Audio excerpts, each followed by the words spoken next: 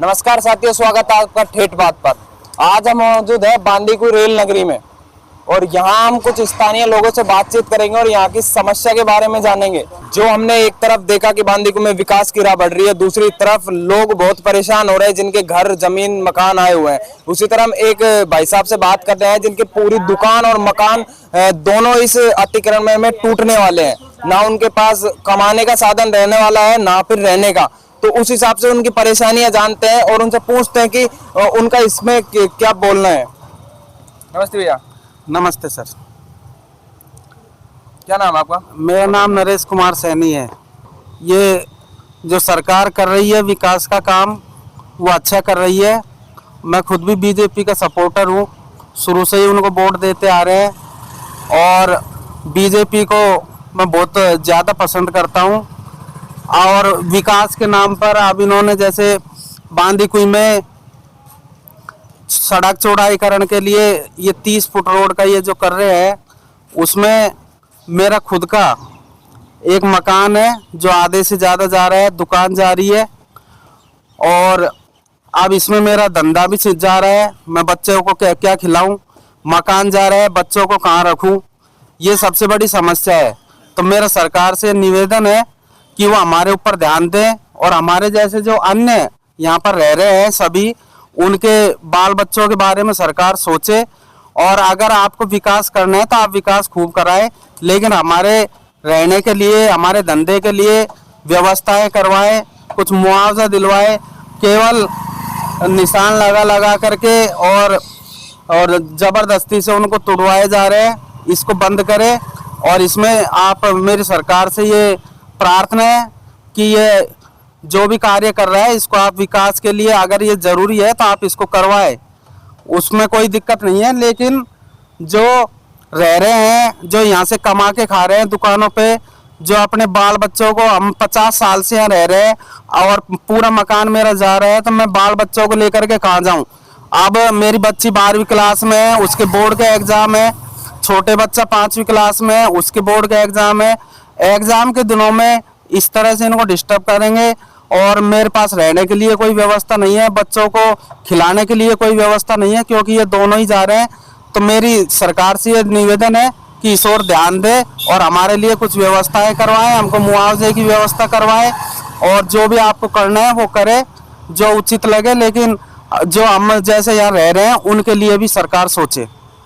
धन्यवाद। तो ये बड़ी अच्छी बात बताई भैया ने कि भैया शुरू से बीजेपी सपोर्ट रहे हैं और अब भी रहेंगे, ऐसा भैया का कहना है।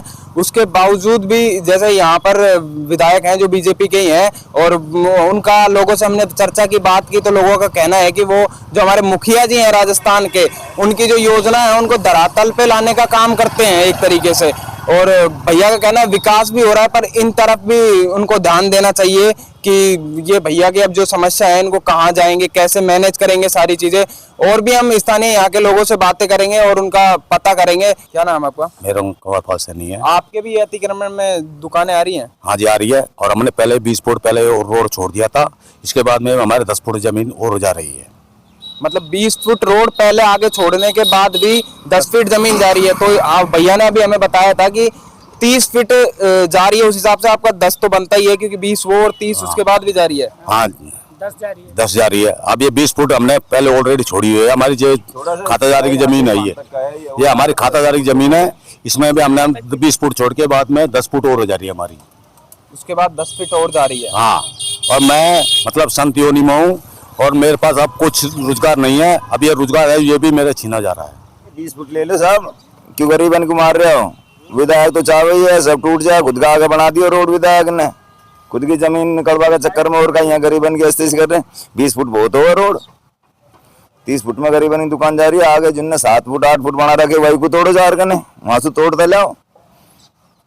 तो ये जो काम हमने लोगों से बातें की, जब पता लगा कि वो बता रहे थे कि आगरा फाटक का काम कई सालों से रुका हुआ था, अब वो काम हो रहा है। तो एक तरफ विकास की राह है और एक तरफ तो भाई साहब 25 फुट रोड भी बहुत हो, जब 20 फुट भी रोड हो, जब 20 फुट में भी बहुत रोड हो गए।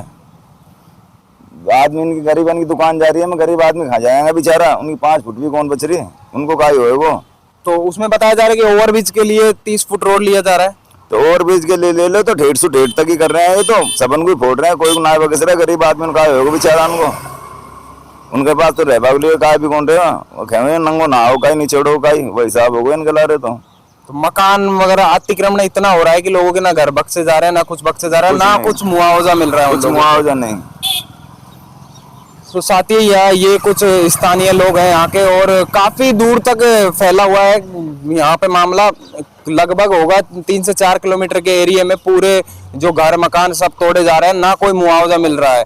एक तरफ विकास की ओर बढ़ रही है बांदी कोई, दूसरी तरफ जो गरीब लोग हैं वो कह रहे हैं कि हमें घर तक नहीं बचेगा, हमारे बच्चे लोग क्या करेंगे, क्या पढ़ेंगे, कोई आगे की राह नहीं दिख रही है। अब हम यहाँ के और भी लोगों से बातें करेंगे और भी समस्या जानेंगे और क्या क्या यहाँ पे चल रहा है कि मुआवजा मिलेगा या नहीं मिलेगा।